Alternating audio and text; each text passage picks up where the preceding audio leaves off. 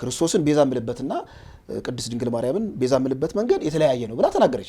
በግድ ይሄን የምትከተዩ ብለው ፕሮቴስታንቶች ጉዳዩን ሲያጦዙት ተመልክተናል። አሁን ደግሞ ከብሔር ጋር ሲያዝ ደግሞ እንትና ብሔር ነው ይሄ እንትና ብሔር ነው እያልክ እንትን ስለሆነ ነው ብለህ የምታሸማቀቅ ነገር ሊኖር ይችላል በማህበራዊ ሚዲያ ላይ ማለት ነው።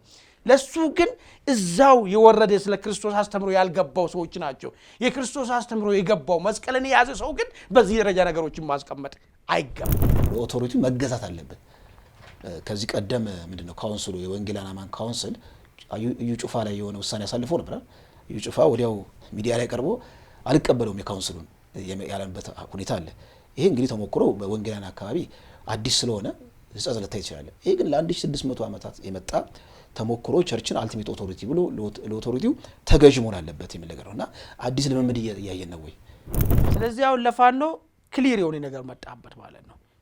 ቲፒኤልኤፍ የሚባለው ኃይል ይህንን ቦታ በተመለከተ ወደ ቀደመ ወደ ትግራይ በጉልበት በምንም መመለስ እንደሚፈልግ ከቲፒኤልኤፍ ጋር መስራት የሚፈልግ ፋኖ ካለ ይህን አሜን ብሎ የተቀበለ የትላንትናው የና አዲሱ ለገሰ ጓደኞች ወይ ደግሞ የና አዲሱ ለገሰ ሐሳብ ተሸካሚ የሆኑት በዘመኑ ያሉት ፋኖዎችን ነው የሚፈልገው ማለት ቲፒኤልኤፍ።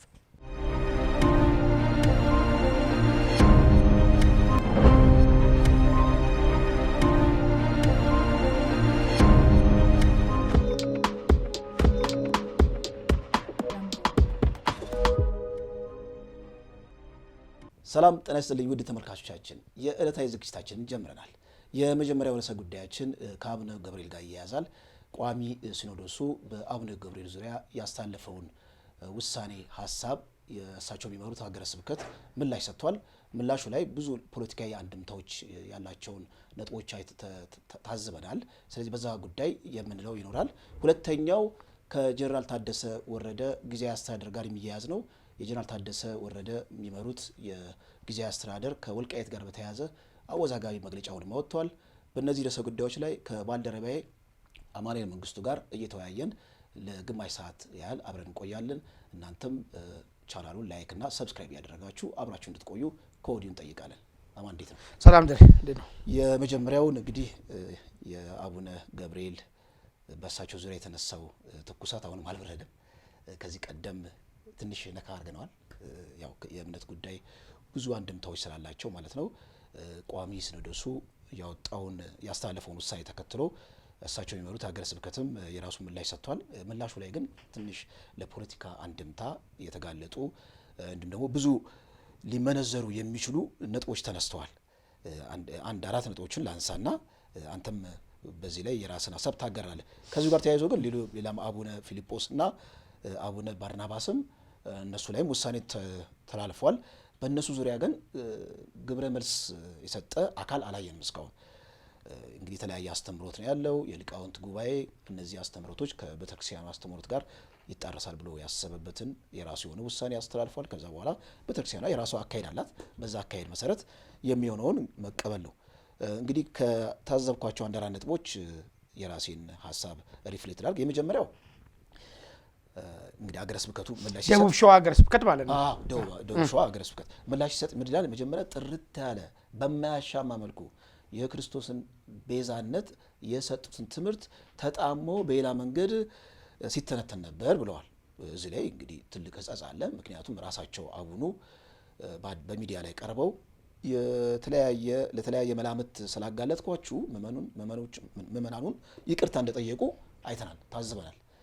ቤዛነት የሚለው ነገር በኦርቶዶክስ ያስተምሮት በብዙ ኮንቴክስት በብዙ አውድ ስለሚተነተን እዛ ጋር አትደንግጡ፣ ቅድስት ድንግል ማርያም ወይም ማንኛውም ፍጡራን ቤዛ አይባልም፣ ቤዛ ክርስቶስ ብቻ ነው የሚባለው የሚለው ነገር እንግዲህ ብዙ ሊቃውንት የቤተክርስቲያን ሊቃውንት አስተማሪዎች እንዲሁም ደግሞ የተለያየ በዛ ዙሪያ ቅርበት ያላቸው ወገኖች ይህን ጉዳይ በደንብ አድርገው ታችተውታል። ይህንን እንግዲህ አገረ ስብከቱ በምን መልኩ እንደተረዳው አልገባኝም። ሁለተኛ ቸርች ኦቶሪቲ አልቲሜት ነው። በኦርቶዶክስ ውስጥ ለኦቶሪቲ መገዛት አለበት። ከዚህ ቀደም ምንድነው ካውንስሉ የወንጌላውያን አማኝ ካውንስል እዩ ጩፋ ላይ የሆነ ውሳኔ አሳልፎ ነበር። እዩ ጩፋ ወዲያው ሚዲያ ላይ ቀርቦ አልቀበለውም የካውንስሉን ያለበት ሁኔታ አለ። ይሄ እንግዲህ ተሞክሮ በወንጌላውያን አካባቢ አዲስ ስለሆነ ሕጸጽ ልታይ ይችላል። ይሄ ግን ለ1600 ዓመታት የመጣ ተሞክሮ ቸርችን አልቲሜት ኦቶሪቲ ብሎ ለኦቶሪቲው ተገዥ መሆን አለበት የሚል ነገር እና አዲስ ልምምድ እያየን ነው ወይ? አሁን አንዲት ውስን የሆነች ሀገረ ስብከት ወጥቶ እንዴ ይሄ ነገር እስከ መጨረሻው እፋለማለሁ የሚል ሀሳብ ማንጸባረቁ ትንሽ ፈገግታ የሚያጭር ነው። ሶስተኛ ይሄ አባገዳዎችን እዛ ውስጥ ተካቷል። ይህ ከቸርች ቀኖናዊ አስተምሮት ወይም ደግሞ ከቸርች አስተምሮት ጋር ምን ያያይዘዋል? ሀይሊ ፖለቲካ የተጫነው ሀሳብ ነው ተብሎ እንዲመነዘር አይ ቲንክ ይሄ ጽንሰ ሀሳብ ወይም ደግሞ ይሄ የአባገዳ ጉዳይ መነሳቱ ትንሽ አወዛጋቢ ነው። እኔ አሁን ምንድን ነው ያስተዋልነው አጠቃላይ እንግዲህ እንደ ኢትዮጵያ ፖለቲካ ታሟል፣ በብሔር ፖለቲካ ታሟል እናውቃለን። ወያኔ ትልቁን ጥፋት ያጠፋው በኢትዮጵያ ፖለቲካ ውስጥ ይሄንን ዘር ተኮር ወይም ብሔር ተኮር ፖለቲካን መጥቶ በኢትዮጵያ ምህዳር ውስጥ በሚያስገባበት ጊዜ እምነቶቻችን፣ ባህሎቻችን፣ እሴቶቻችን በሙሉ እንዲታመሙ መርዙ ሁሉም ጋር እንዲሰራጭ አስተዋጽኦ ተደርጓል እና ብቸኛዋ ክር የምታያይዘው በሀገር ደረጃ እምነት ተቋም ኦርቶዶክስ ተቋም ነች። ሁሉም ልታያይዝ የምትችል ነገር ነውና እዛ ውስጥ የብሔር አመለካከት ወይም ደግሞ ፖለቲካ በሚገባበት ጊዜ ሌላ መልክ ይዞ ሌላ ጠባይ ይዞ በጣም ሲበላሽ ስትመለከት እንደ ዜጋ ያማል፣ እንደ ምዕመን ብቻ ሳይሆን እንደ ዜጋ ያማል።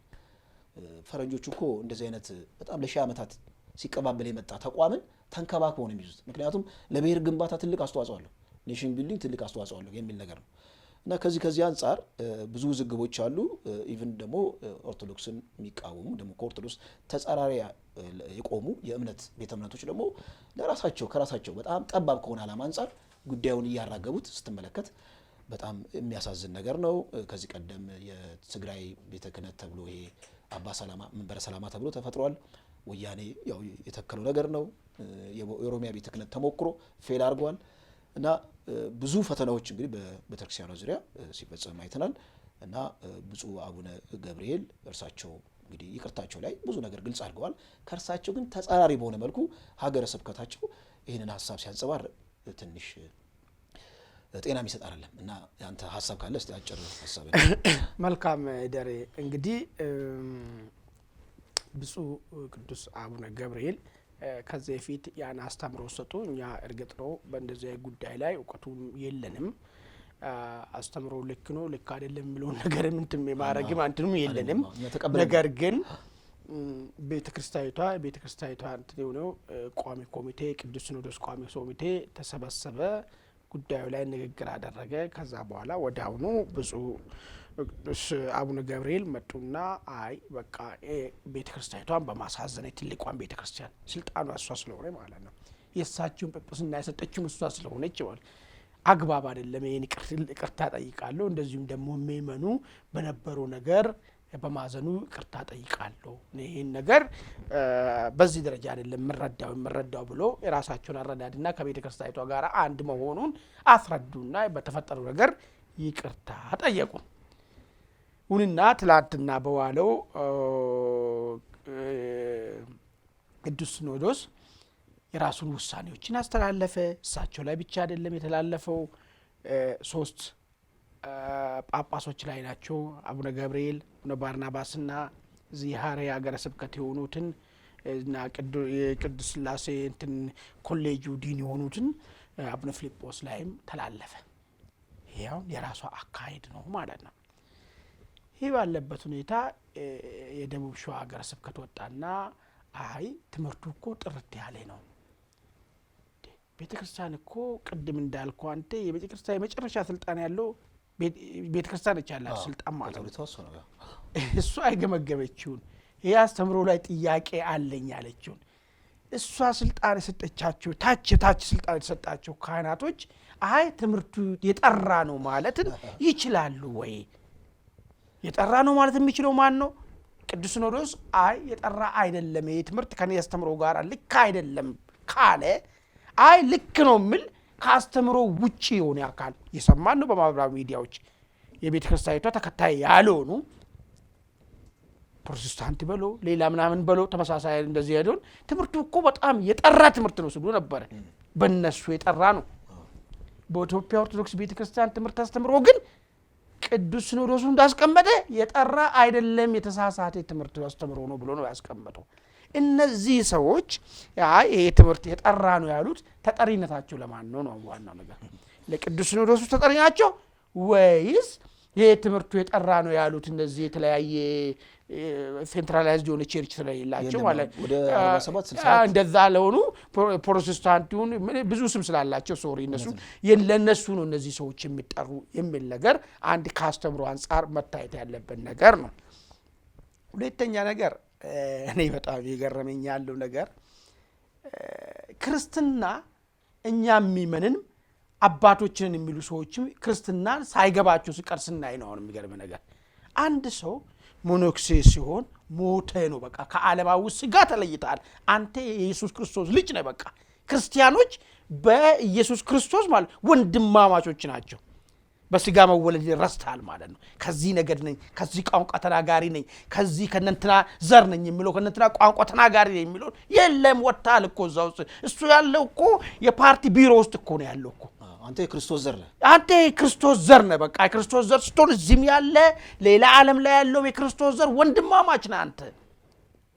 ከዛም በላይ ደግሞ ኦርቶዶክስ ቸርች አንተን ሞኖክሴ ስታረግ ይህን ዓለም እንደርመው በቁም መሞትን ነው። በቁም ስትሞት ውስጥ የለህም አልሙቻለሁ ያልከው ሰውዬ በምን ሐሳብ ነው የኔ ነገድ ነው የኔ ወገን ነው የኔ ቋንቋ ተጋሪ ነው የሚለው ውስጥ የምትገባው የሚለው ነገር እንግዲህ መስቀሉን ይዞ ይሄን ነገር ለመለየት ያቃታቸው ሰዎች ከየት መጣ ነው የሚል ነገር ነው። ምናልባት እኔ ብዙ አልገረመኝም ይሄ የሀገረ ስብከቱ በሰጠው መግለጫ። ለምን እንዳልገረመኝ ታውቃለህ? ቀረብ ብለህ እዚህ አዲስ አበባ ውስጥ ያሉት አድባራት አካባቢ ብታይ የኔ ወገን የኔ እኩል የምትሆነው መስቀል መሳለም ላይ ብቻ ነው። መስቀል ለማንኛውም ክርስቲያን እኩል ያሳልማሉ። ከዛ ውጪ ያለውን ቤተ ክርስቲያኒቱ ጋር እኩል የሆነ ተመሳሳይ ብር ይዘህ ብትል የአንዱ ጥቁር ነው የአንደኛው ወገን ደግሞ ነጭ ነው የሚሆንበት ሁኔታ ነው ያለው። ይሄ ነው የሰረጸው ክርስቶስ። የክርስቶስ አስተምሮ ጠፍቷል። ወርቱን ለመናገር ይሄ ጥቂት አንዳንድ ቦታዎች ነው ብለህ ወደፊት ይሄንን ጉዳዮች እኔ በግሌ ኢንቨስቲጌት አድርጌ በየሚዲያ አጋልጣለሁ ምን አይነት ዘረኝነትና አጸያፊ ነገሮች እንዳሉ። ለቤተ ክርስቲያን ሚመን ቤተ ክርስቲያን እኮ ገነባው እኮ ሚመን እኮ ነው እኮ። ነገር ግን ከቤተ ክርስቲያን መጠቀም ላይ ሚመን እኩል ነው ወይ? የተወሰነ ዘር የተወሰነ ነገር ቋንቋ ተናጋሪ የተወሰነ እንትን ኃያል የሚሆንበትና ሌላው ግን እንደንትን የማይታይበት እንደዚህ አይተ ገነቡት የሃይማኖት አባቶች አሉ። እነዚህ የሃይማኖት አባቶች የነዚህ ወንድም ናቸው። እነዚህን ማውን እያደረጉት ያሉት የሚገርም ነገር የኔ ወገን ስለሆነ ነው ይላል። የሆነ ከቤተ ክርስቲያኑ ነገር ለመጠቀም ሲል የሱ ወገን ስትሆን ብቻ ነው የምትጠቀሙ። ፖለቲካው ላይ የምንጠላው እሱ በደንብ ገብቷል። የፖለቲካው እንትን ግን የሚያሳዝነው ነገር የክርስትና አስተምሮ ከዚህ በላይ የጠራ ነበረ። አንተ ክርስቲያን በመሆን ወንድማማቾች ነኝ የክርስቶስ ልጅ ነህ አንተ። በቃ ትታል እኮ የዓለማዊ የሥጋ መወለድን እኮ አቁመሃል እኮ። የሚገርም ነገር እኮ እሱን ረስተሃል አንተ። በክርስቶስ ተወልደሃል። በቃ አዲስ ሰው ነህ ክርስቲያን ስትሆን ማለት ነው። ይሄን አስተምሮ የጣሰ ነገር መምጣቱ ዞሮ ዞሮ ሂዳው ቤተ ክርስቲያኗ ላይ ነው የምወድቀው። ምን አይነት አስተማሪዎች ምን አይነት ካህናቶችን ነው ይዛ ያለችው? ምን አይነት አስተማሪዎችን ነው ይዛ ያለችው? የሚመኑማ ከዚህ ባሰ ነገር መሆን ነው ያለ ይሆናላ። ሃይማኖት አባቶች በዚህ ደረጃ በመጡበት ሰዓት ላይ ማለት ነው እያንዳንዱ ነገር ሲመጣ ይሄ የኔ ወገን ስለሆነ ነው። እርግጥ ነው አንዳንድ በማህበራዊ ሚዲያ ላይ ያሉት መረን የለቀቁት ሰውን በማንነታቸው ቅድም እንዳልኩ እኮ ነው እኮ ሞኖክሴው እኮ ወገን የለውም እኮ እሱ የክርስቶስ ወገን እኮ ነው እኮ ሞቷል እኮ እሱ። ግን ነገር ግን አንተ አታክ ለማድረግ ይሄ እንትና ብሔር ነው ይሄ እንትና ብሔር ነው እያልክ እንትን ስለሆነ ነው ብለህ የምታሸማቀቅ ነገር ሊኖር ይችላል በማህበራዊ ሚዲያ ላይ ማለት ነው። ለሱ ግን እዛው የወረደ ስለ ክርስቶስ አስተምሮ ያልገባው ሰዎች ናቸው። የክርስቶስ አስተምሮ የገባው መስቀልን የያዘ ሰው ግን በዚህ ደረጃ ነገሮችን ማስቀመጥ አይገባም። ሌላ ስለ ክርስቶስ አስተምሮ ያልገባው በየቲክቶክ አፉሪ የከፈተ የሚል ከሱ እኩል ትወርዳለህ ወይ? እዚህ ጋር እንደው ለያይዘልና ምናልባት አሁን ይሄን እዚህ ጋር ያለውን ክፍተት ራሳቸውን ወንጌላውያን የሚሉ ወይም ፕሮቴስታንቶች የብሔር ካባውን ለብሰው ክፍተቱን የበለጠ ለማስፋትና ቤተክርስቲያኒቱን አታክ ለማድረግ ጥቃት ለመክፈት አጀንዳውን በጣም ካፒታላይዝ አድርገው አይጠቀሙበትም ወይ? ምክንያቱም እያየን ነው አሁን ቲክቶክ ላይ አንዳንድ የዩቲዩብ ገጾች ላይ ስትመለከት የፕሮቴስታንት አማኝ ነን የሚሉ ወገኖች ከኦርቶዶክስ በላይ ተቆርቋሪ ሆነው ማለት ነው ጉዳዩን ፖለቲሳይዝ አድርገው እምነቴ ይሄ ነው አለች በቃ ክርስቶስን ቤዛ ምልበትና ቅድስት ድንግል ማርያምን ቤዛ ምልበት መንገድ የተለያየ ነው ብላ ተናገረች። በግድ ይሄን እንደምትከተዩ ብለው ፕሮቴስታንቶች ጉዳዩን ሲያጦዙት ተመልክተናል። አሁን ደግሞ ከብሔር ጋር ሲያዝ ደግሞ ይህን ልክ እንደዛኛው ቤት የበለጠ ዳንኪራ ተመቷል፣ የበለጠ ትልቅ ፌሽታ አለ። ምክንያቱም ኦርቶዶክስን በምትታመምበት ጊዜ ከዛ የሚመጣው ምእመን ወደ እኔ ይመጣል የሚል ጠባብ የሆነ ዓላማ ያላቸው የእምነት ተከታዮች አሉና ከዛ አንጻር አያሰፉትም ወይ ጉዳዩን? ሰው እኮ ሃይማኖቱን በፖለቲካ አይቀይርም። ምናልባት እንደዚህ አይነት ነገር ተሰርቶ ሊሆን ይችላል ማህበረሰቡ ባልነቃበት ወይ ደግሞ በተምታታበት ሰዓት ላይ ማለት ነው። ግን ሃይማኖት ከብሔር በላይ ነው፣ ከቋንቋ በላይ ነው። ሃይማኖት አንተ በሃይማኖት እንትነት የሰማያዊ ነገር ስለሆነ እዚህ ስለ ምድራዊ ነገርን ስላልሆነ የምታወራበት ነገር ማለት ነው። እንደዚህ አርገኔ ብሔር እንትን ከሰጠነው ምናምን ሚመኑን ከዛ ውስጥ አውጥተን እንወስዷለን ምናምን ጊዜ ያለፈበት ነው። ድሮ ተጫውቶ ሄዶ ብዙ ነገር አልፏል። አሁን ግን እንደዛ አይነት ዘመን ላይ አይደለም ያለው ሰው ማለት ነው። ነገር ግን እኔ የሚገርመኝ ነገር እኮ ፕሮቴስታንቱ ሊያረግ ይችላል ይሄን ነገር ተፎካካሪው ስለሆነ ለማዳከም ሊያረግ ይችላል። ከዚህ በላይም እኮ ስሉ ነበር አይደል እንዴ? ቋንቋ ስደበላለቅ አየነው፣ ስፈርሳየ ነው ስሉም ነበር አይደል እንዴ? አለቱ ሲከፈል ማየነው ስሉ ነበር። ተው ይበሉ እነሱ በቃ ተፎካካሪ ስለሆነ ይበሉ። እኔ አሁን ፖይንት የሚሆነው የራሴ ሃይማኖት ተከታይ አባት ነኝ የሚል ሰው ብሔርን በምን ሂሳብ ይቆጥራል ነው ጥያቄው። ይሄ እዚህ ውስጥ ያሉት እኮ ሰዎች የክርስቶስ ልጆች ናቸው። በክርስቶስ ከእንደገና አዲስ ሆኖ የተወለዱ ሰዎች ናቸው። በምን ሂሳብ ነው ወደ ብሔር ወስደ የኔ ብሔር ስለሆነ የዛ ብሔር ስለሆነ? ወይስ ቅድም እንዳነሳውልኝ በየወረዱ ስለ ክርስቶስ አስተምሮ ማቁ ሰዎች በየማህበራዊ ሚዲያ መጥቶ እኚህን አባትን እሳቸው እንዲህ ብሔር ስለሆኑ እንደዚህ ያሉ ብሎ የማየው ያልተገባ ንግግር የሚናገሩ የለም ማለት አይደለም፣ አሉ፣ ብዙ ተናግረዋል። ከነሱ እኩል ወርዳ አንተ ስለ ክርስቶስ የምታውቁ የክርስቶስን መስቀል ተሸከምኮ በዛ ደረጃ እንዴት ትናገራለህ ነው እኔ ጥያቄ የሚሆኑ ነገር ማለት ነው። ገብቷል? አንድ የሆነ ስለ ክርስቶስ የማውቁ ስለ ኦርቶዶክስ ሃይማኖት ምን እንደሆነ የማውቁ እኛ አባት እንዲህ የተባሉ እንዲህ ብሔር ስለሆኑ እንዲህ ቋንቋ ተናጋሪ ስለሆኑ አባቱ እኮ ነው እኮ እንደዚህ ብሔር ነኝ አላሉም። የክርስቶስ ዘር ነኝ እኮ ብለዋል እኮ በቃ ሙቷል እኮ ብሔርም አለኝ እኮ አላሉም እኮ። የሚገርም ነገር እኮ መልሳቸው ላይም ግልጽ አድርገዋል። እሳቸው አስተምሮም ላይም የነበረውን ነገርም ችግሮችንም ተናግረዋል። ያሳዘንኩትም ይቅር ብያለሁ ምናምን ይቅርታ ጠይቀዋል። ይሄን ባሉበት ሁኔታ አንተ መጥተህ ለነዛ ልክ የሚሆነ ንግግርን መናገሩ በአባት ደረጃ ይጠበቃል ወይ? አንዱ ፖይንት እሱ ነው።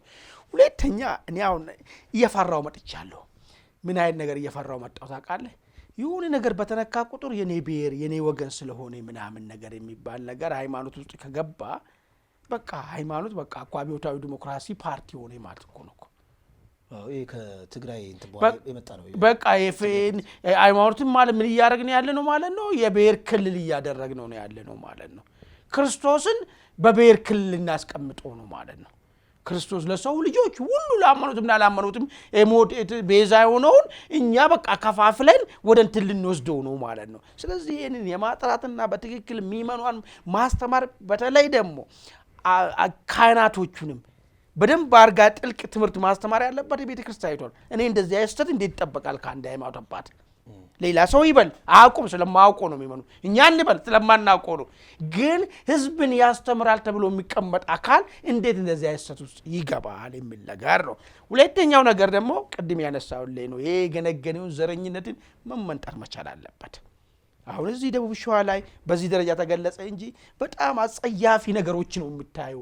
እኔ አሁንም ደግሜ ቃል ይገባሉ ይሄንን ጉዳይ እዚህ አዲስ አበባ ሀገረ ስብከት ውስጥ ያለውን መንጥሬ ያወጣለሁ። እኔ ለጆሮ የሚሰቀጥጥ አይነት ነገር ነው ያለው። የሚገርም ነገር ማለት ነው። እኩል አንዱ በዚህኛው ወገን ወይ ይሄኛው ቋንቋ ተናጋሪ ስለሆነ ፕሪቪሌጅ የሚደረግበት፣ አንደኛው እዚህኛው ቋንቋ ተናጋሪ ስለሆነ የሚገፋበት አሉ አንዳንድ ደብሮች። እንደዚህ አይነት ነገሮች ወጥቶ ከክርስቶስ አስተምሮ ውጪ መሆናቸውን ማጋለጥ መቻል አለብን። ገብቷል? ይሄ ሲሆን ነው እንጂ በአጠቃላይ በሽታው ብሔርተኛ በሽታው ገብቶበታል፣ ችግር ፈጥሯል፣ ችግር ተፈጥሯል። በቃ ቤተክርስቲያኗ ራሷን ማየት መቻል አለባት።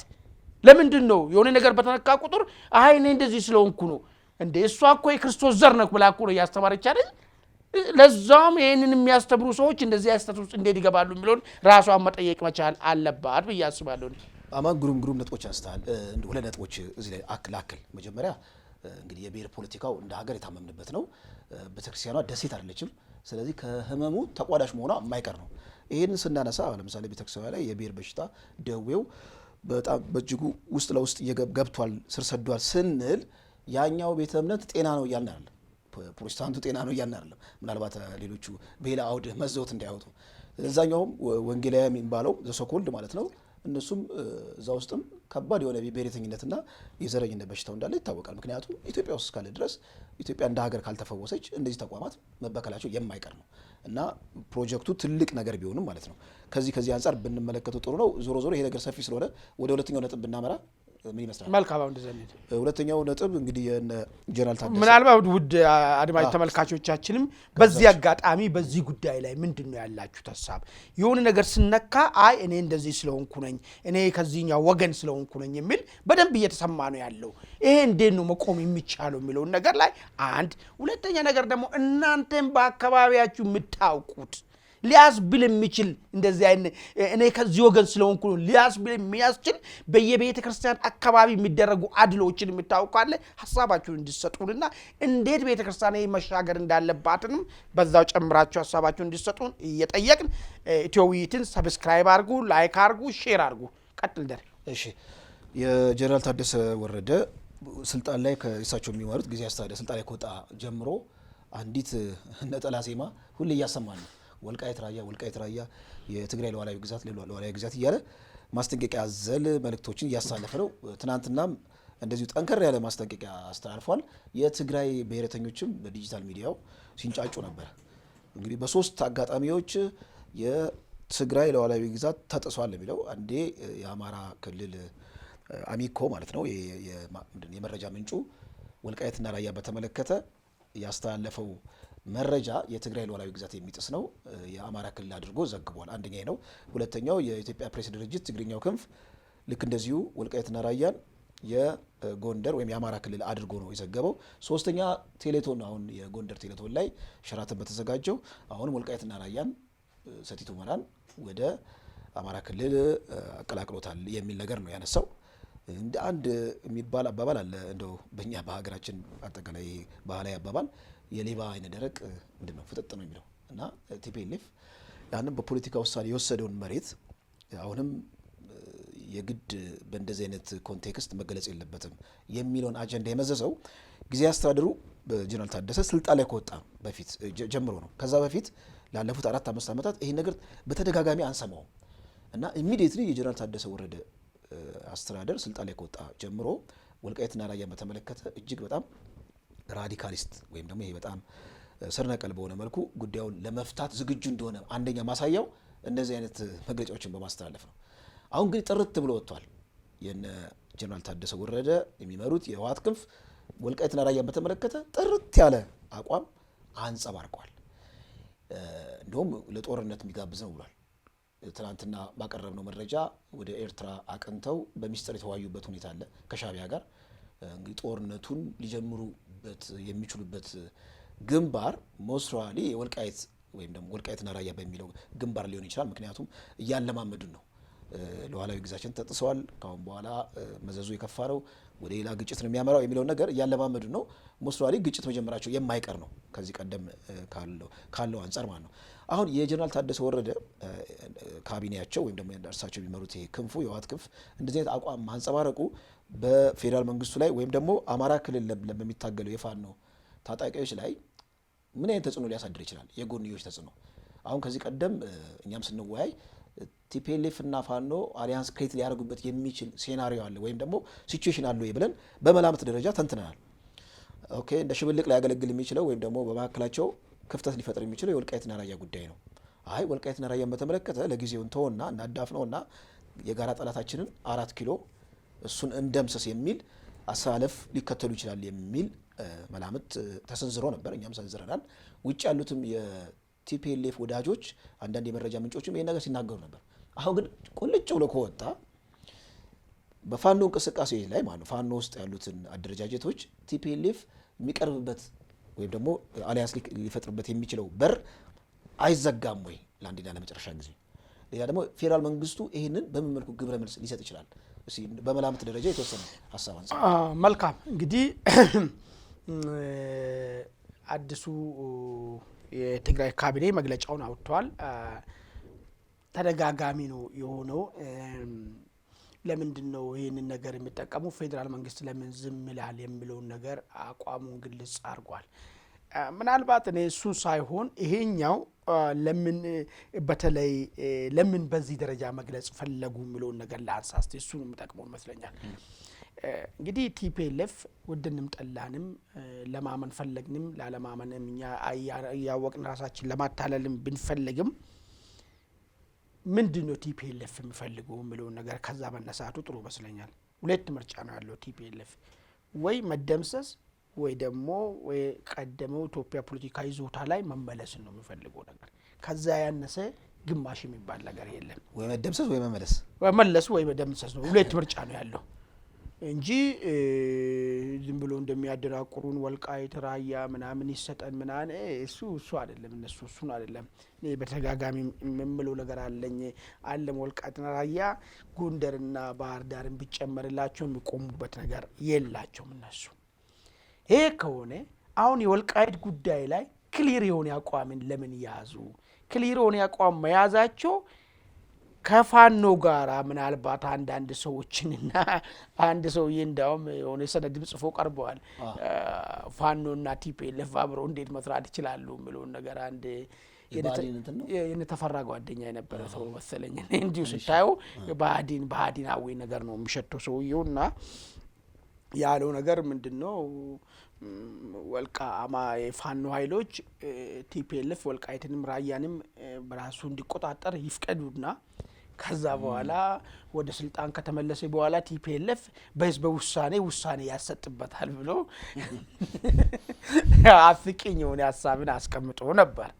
ሌሎች ደግሞ በቃ እንዳው የስርዓትን መፍረስ ነው ፕራይመርሊ መሆን ያለበት እንጂ ቲፒኤልኤፍ ወደ ስልጣንን ቢመለስም እንትን ብልም ዚስ መች ዳሜጅ አይደለም ብሎ ትላንትና ቲፒኤልኤፍ ስታገሉ የነበሩ በሚዲያ ላይ ያሉ ሰዎች ደግሞ ምን ሀሳብ ሲያቀርቡ ነበረ?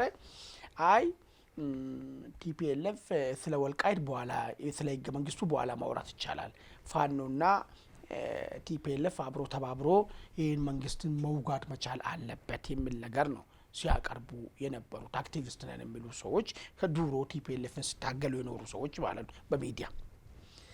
አሁን ግን ቲፒኤልኤፍ ከዚህ ሁሉ የተደበሰበሰ ነገር ግልጽ ያለ አቋም ነው ያመጣው። አይደለም ቦታውን መያዝ፣ ቦታውን ራሱ በራስ ስም መጥራት ወንጀል ነው፣ ይሄን ነገር አንታገስም ማለት። ስለዚህ አሁን ለፋኖ ክሊር የሆነ ነገር መጣበት ማለት ነው። ቲፒኤልኤፍ የሚባለው ኃይል ይሄንን ቦታ በተመለከተ ወደ ቀደመ ወደ ትግራይ በጉልበት በምንም መመለስ እንደሚፈልግ፣ ከቲፒኤልኤፍ ጋር መስራት የሚፈልግ ፋኖ ካለ ይሄን አሜን ብሎ የተቀበለ የትላንትናው የና አዲሱ ለገሰ ጓደኞች ወይ ደግሞ የና አዲሱ ለገሰ ሐሳብ ተሸካሚ የሆኑት በዘመኑ ያሉት ፋኖዎችን ነው የሚፈልገው ማለት ቲፒኤልኤፍ። ይሄ ባሌላ አነጋገር ምንድነው? ዱቄቱን ተሸክሞ አብሮ መጥቶ ከዛ በኋላ ቲፒኤልኤፍ ስልጣን ሲይዝ ምስለኔ ሆኖ አማራ ክልል ላይ ማገልገል የሚፈልጉት ይሄን ነው የሚፈልገው ማለት ነው። ፋኖ እንግዲህ አሁን ወደደም ጠላም ሁለት ምርጫ ነው የሚኖርበት ማለት ነው። ወይ እና አዲሱ ለገሰ ሆኖ ቲፒኤልኤፍ ማገልገል፣ ወይ ነው ከዚህ በፊት እንዳልኩት አስራት ሆኖ ቲፒኤልኤፍ መታገል። ሁለት ምርጫ ነው። ፕሮፌሰር አስራት ሆኖ ቲፒኤልኤፍ መታገል ወይ አስራት መንገዱ ሁለት ነው። ይሄ ብቻ አይደለም። አሁን የአማራ ህዝብ ሶስተኛ መንገድ የለም። አማራ ህዝብ ነክቷል። ፋኖን አሁን ችግሩ ምን ይጠይቀዋል? የወልቃይት ጉዳይ ላይ ምንድነው ያላችሁ አቋም ብሎ ነገር ጠይቃል። አንገት አንቆ ጠይቃል ማለት ነው። ስለዚህ አሁን ቲፒኤልኤፍ ፋኖ ሆይ እኔ የምፈልግህ የወልቃይትን ጉዳይ ለኔ ሽጥ፣ የኔ ዱቄት ተሸካሚ ሆነ 4 ኪሎ ሲደርስ መልሼ ምስለኔ ወርጌ ሾማሉ አማራ ክልል ላይ ይሄን የሚቀበል ፋኖ ብሎ ጥሪ እያቀረበ ያለው ግን ወቅቱን ጠብቆ ይመስላል። አሁን ለምሳሌ ከዚህ ቀደም ይሄ ነገር አላነሱትም ነበር አይተኮለ ለምን ይሄን እንዳነሱ እሱን ነው ያመጣልኝ ነው። ጌታቸው ረዳ ከመባረሩ በፊት ጌታቸው ረዳ ብቻ አይደለም ምንድነው ታክቲካል አላያንስ ክሬት እንደሚያደርጉ ያነሱ ነበር። ምን መሰለህ ታክቲካል አላያንስ እነሱ አሰልቶታል፣ ከሻቢያ ጋር አድርጎታል። ኦኬ ከሻቢያ ጋር ስለጨረሱ የአማራ ኃይልን ከፈለክ እየረገጥን እናልፋለን ነው። ካልሆነ ደግሞ ዱቄት ተሸካሚነት መሳፈር የሚፈልግ ካለ ሞላ ይጠይቅ ነው ያለው ማለት። አሁን ፋኖ ወደደም ጠላም ዚስ ፖለቲክስ ምንም ማድረግ አይችልም። ያለው አማራጭ ይሄ ረጋጭ ይሄን ባሪያ የሚያደርገው ነው ኃይልን ከመንግስት ጋር ቁመው መዋጋት ነው ያለበት ማለት ነው። ወይ ደግሞ አንዳንድ ሰዎች እንደሚሉት መንግስቱ ወደዚህ እየወጋ በዚህ በኩል ቲፒኤልኤፍ እና ሻዕቢያን እየወጋ ፋኖ ሰርቫይቭ ያደርጋል ብሎ ያ ማሰብ ይቻላል የሚያስቡ ሰዎች ስላሉ ነው። ይህ 3 አማራጭ ነው ያለው ማለት ነው ፋኖ። አንድ የአማራን የባርነት ዘመንን ጥያቄ እንኳን የማይቀርብበትን መልስ ያገኝ ሌላ ጉዳይ ነው። ጥያቄ እንኳን ማቅረብ ኃጢአት የሆነበትን ዘመን ከቲፒኤልኤፍ ጋር አብሮ ይህን ዘመን ማራዘም የመጀመሪያ ምርጫ። ሁለተኛ ምርጫ ኃይሉን አፈርጥሞ ሁለቱንም መውጋት ማለት ፌዴራል መንግስቱንም ሻዕቢያና ቲፒኤልኤፍንም መውጋት። ሶስተኛ ምርጫ ሊሆን የሚችለው ከፌዴራል መንግስቱ ጋር ሆኖ ይህንን ታሪክ አድርጎ ያለውን የአማራ ጥያቄዎችን በሰላማዊ ሚሆን በማንኛውም መንገድ ለማስመለስ መጣር። እዚህ ላይ ሊነሱ የሚችሉት አንሳስች ከዚህ ቀደም ያለው ትራክ ሪከርድ እንግዲህ የፋኖ ኃይሎች ከመንግስት ጋር አብረው ቲፒኤልኤፍን ወቅተዋል። ከወጉ በኋላ ልዩ ኃይሉም ማለት ነው ከወጋ በኋላ የፌዴራል መንግስቱ ሌላ አቋም ይዞ የአማራ ልዩ ኃይልን አስፈትተን እንደውም የአማራ ልዩ ኃይል ፈቶ ልክ እንደማንኛውም ኃይል መበተን አለበት፣ ፋኖንም መበተን አለበት የሚል ከፋኖ ጋር ግጭት ውስጥ ገብቷል።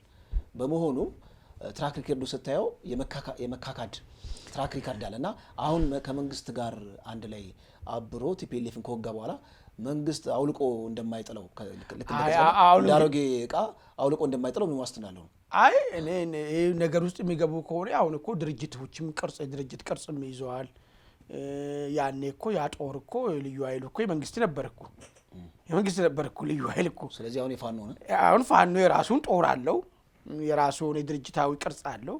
ስለዚህ ይሄ ድርጅታዊ ቅርጽ የምትነጋገረው በፊት እኮ መዋቅር ውስጥ ያለው እኮ የመንግስት መዋቅር ውስጥ ያለው ነው እንጂ የወጣ ኃይል አልነበረም አይደል? ስለዚህ ይሄንን ግልጽ የሆነ ነገር ንግግር ውስጥ ትገባለህ ማለት ነው። ሶስተኛ ወገን ባለበትም መደራደርም ትችላለህ።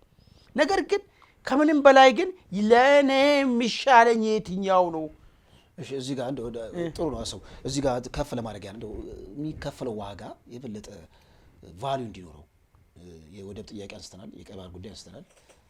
እንግዲህ ሻዕቢያ ሊገባበት ነው ጉዳዩ ላይ። ስለዚህ እነዚህ ሁሉ አጀንዳዎች ተደራርበው ልክ እንደ አጀንዳ ከፍ ብለው መነሳት አለባቸው። ማለት ወያኔን የመደምሰስ ወይም ወያኔን የመምታት ጉዳይ ብቻ ሳይሆን ሀገር እንደ ሀገር ለማስቀጠል ያኛውንም ቅዱስ አጀንዳ ደረብ ማድረግ ነዋ። እንጂ ሀገርዮ እኮ ከሄደ እኮ ከመጣማ አሁን እኮ ትላንትና በተሰፊው አስቀምጠናል። ባረንቱ ላይ ምን ሲደውለት እንደነበረ፣ ሰናፌ ላይ ምን ሲደውለት እንደነበረ እንዳውም ብርጌና አመዶም አሁን መረጃ አለ አይደል? ብርጌና አመዶም እዚህ አዲስ አበባ ውስጥ ቢሮ የከፈትኩ ቅርበት ስላለኝ ነው ምናምን የሚል ነገር እያመጣ ነው ለሞጋት። ያው አይወጋም እሱን እኔ ግን ቀይ ባህር አፋር ወጋለው ያ ነው። ቀይ ባህር አፋር ማዱሮም እንቅስቃሴ ያደርጋል እኮ ከሱ ጋር ተባብሮ ሊወጋ ምንድን ነው ዋናው ነገር መሰለ አረጋጊ ኃይልን ማዘጋጀት መቻል አለብህ እንጂ ውጊያው በእነሱ ይደረጋል አይደለም። ውጊያው ሻዕቢያና ቲፒኤልኤፍ አብረው ከመጡ የሚደረገው ፌዴራል መንግስትና የኢትዮጵያ ህዝብ ነው የሚወጋው። ከዛ በኋላ ግን የኤርትራን ህዝብ የስልጣን ቫኩም ሊፈጠርም ስለሚችል የሚያረጋጋ ኃይል ያስፈልገዋል። ለሱ ይመስለኛል ነገሮችን አሬንጅ እየተደረገ ያለው ነገር ማለት ፌልድ ስቴት ሆናለች ኤርትራ። አዎ ሌላው ነገር ግን በዚህ ሂደት ውስጥ ግን የባህር በራችን ጥያቄ አለ፣ የማይቀረው ጉዳይ ነው። ቅዱስን አጀንዳ አብረ ይዘን በቃ አሁን እኮ ጉዳዩ ምንድነው የሻዕቢያን የቲፒኤልኤፍ ማስታገስ ምናምን አይደለም። ከዛም በላይ የኢትዮጵያን ስብራትን መጠገን ነው የሚሆነው። የባህር በሩ ጉዳይ አለ ማለት ነው። ለዛ ይመስለኛል እንግዲህ እነታደሰ አሁን በዚህ ሁኔታ ጥርት ያለ አቋም ይዞ እየመጡ ያሉት ማለት ነው። እነ ስታሊን እና ሉላ አንዳንድ ስም ለመጥራት ያው ትንሽ እንትን ስለምንለው አብሮ ይስሩ ስሎ የነበሩት ብተው ይሻላል። የሚሰሩት የአዲሱ ለገሰ ሚና ነው የሚለውን ነገር ነው። ምናልባት ውድ አድማጭ ተመልካቾቻችን እናንተም በዚህ ላይ ሀሳብ ካላችሁ ሀሳባችሁን እንድትሰጡን እየጠየቅን አይ ቲንክ የዛሬው ሰዓታችን አልቋል። ብርጌድና አመዶም ያን ያለ ብዙ የሚያስቀር ሌላ ጊዜ ደግሞ እንድበታለን። ያው ውጊያ የሚያካሄዱ አይቀርም። አንተም ትንሽ ስላቃይ በሆነ መልኩ ነው ሀሳቡን የገለጽከው። ብርጌድና አመዶም ለአቅመ ውጊያ አይደርስም፣ ግን ነው ቢያንስ ከኋላ ሆኖ አይዞ ማለት አያቅተውም የሚል ነገር ነው። እሺ አድማጭ ተመልካቾቻችን የዛሬውን ፕሮግራም በዚህ ቋጭተናል። በሚቀጥለው እስከምንገናኝ ቸር ቆዩ።